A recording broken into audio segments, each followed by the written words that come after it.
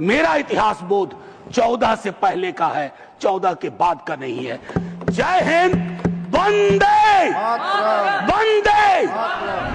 लेकिन सर मैंने कहा तो मैं चोट नहीं पहुंचाऊंगा, लेकिन चुनाव जीत जाए और देश हार जाए, देश टुकड़ों में बट जाए, गलियों गलियों में नफरत की फसल हो, ये कौन सा वंदे मातरम है? ये कौन सा वंदे मातरम है? पार्टीशन से ज्यादा अभी मैंने देखा चंद महीनों पहले इस देश में आई लव महाकाल और आई लव मोहम्मद में जिहाद करवा दिया गया, झगड़ा करवा दिया गया। I can love every God simultaneously, yet I want to remain in peace, in prosperity, seeking justice and getting it. इनका तब के वक्त में विरोध था, लेकिन मैं आज कह रहा हूं, अगर कोई ऐसी व्यवस्था हो कि ये पृथ्वी पे आएंगे ना, तो एक मोर्चा बना लेंगे एक साथ मिलकर। मुसलमान, सिख, ईसाई और नास्तिक भी अपने जीवन के एक बड़े हिस्से में, मैं भी नास्तिक, जब मैंने भगत सिंह को पढ़ा, मैं नास्तिक क्यों, तो मुझे गर्व होता था कि भगत सिंह वाली परंपरा। एक चीज मैं इससे पहले कि कहूं, एक महत्वपूर्ण चीज कहना चाहता हूं। मैं इस सदन में जितनी बार बोला हूं, नेहरू जी जरूर यहां चर्चा में आते हैं, जवाहरलाल नेहरू। सर मैं कांग्रेस का नहीं हूं, लेकिन अपने को नेहरूवादी मानता हूं, गांधीवादी मानता हूं, अंबेडकरवादी मानता हूं, और परस्पर विरोध नहीं है। इनका तब के वक्त में विरोध था, लेकिन मैं आज कह रहा हूं, अगर कोई ऐसी व्यवस्था हो कि ये पृथ्वी पे आएंगे ना, तो एक मोर्चा बना लेंगे एक साथ मिलकर। आज की हकीकत के संदर्भ में मैं क्यों कह रहा हूं, एक छोटी चिट्ठी, आजकल चिट्ठियां पढ़ी जा रही हैं सर, लेकिन चिट्ठियां पढ़ने में लोग थोड़ी बेईमानी कर रहे हैं, सेमी कोलन के बाद का हिस्सा पढ़ते हैं, पूरा पत्र नहीं पढ़ते हैं।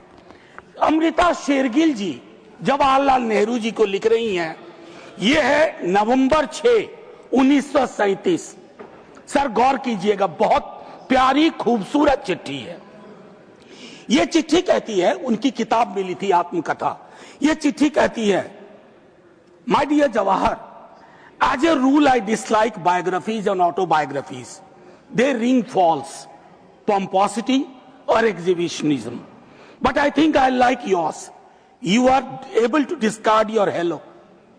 You are capable of saying, when I saw the sea for the first time, when others would say, when the sea saw me for the first time. Sir आजकल ऐसे लोग बहुत तरक्की कर रहे हैं जो ये कहते हैं कि समंदर ने आज मुझको पहली बार देखा, ये नहीं कि मैंने समंदर को पहली बार देखा। ये एक महत्वपूर्ण चीज है सर। ध्रुवीकरण आज के हमारे जीवन का हिस्सा बन गया। क्या बंकिम बाबू ने यह कल्पना की थी, उस महाकवि ने यह कल्पना की थी कि देश इतने टुकड़ों में बट जाएगा? पार्टीशन से ज्यादा, पार्टीशन से ज्यादा अभी मैंने देखा चंद महीनों पहले इस देश में आई लव महाकाल और आई लव मोहम्मद में जिहाद करवा दिया गया, झगड़ा करवा दिया गया। I can love every God simultaneously, yet I want to remain in peace, in prosperity, seeking justice and getting it. ये रवायत क्यों खत्म हो रही है सर? ये निकेन प्रकारेण चुनाव जीत जाए, मैं बधाई देता हूं।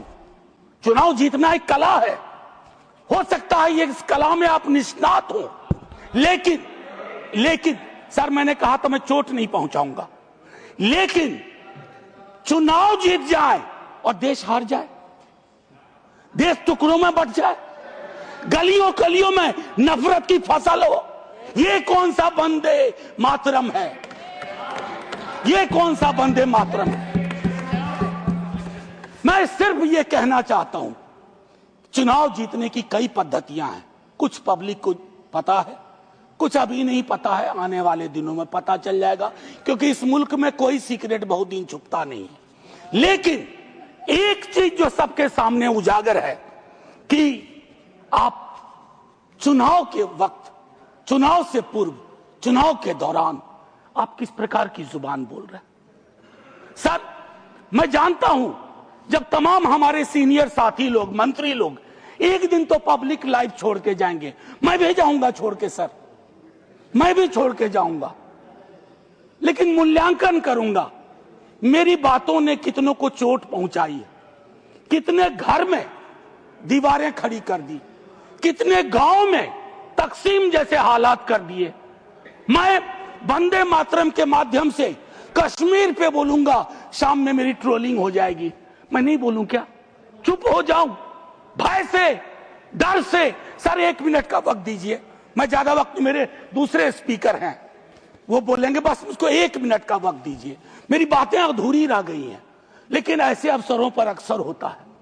सालगिरह जरूर मनाएं, गिरह का ध्यान रखें, वर्षगांठ जरूर मनाएं, गांठों का ध्यान रखें, और अगर वो न कर पाए तो इतना जरूर करें, इन महापुरुषों को, इनकी रचना को अपनी राजनीति का अवसर न बनाए, औजार न बनाए।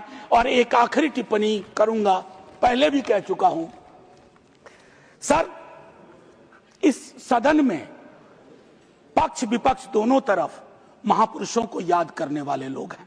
सर 30 सेकंड और दे दीजिए, न जाने उस कुर्सी में क्या है जो बैठता है, जो बैठते हैं। सर बस 30 सेकंड दे दीजिए, मैं 30 सेकंड मांग रहा हूं। प्लीज मैं सिर्फ इतना कहना चाहता हूं, मैंने पहले भी कहा, प्रधानमंत्री जी को एक्चुअली बीजेपी के लोगों को नेहरू का धन्यवाद करना चाहिए।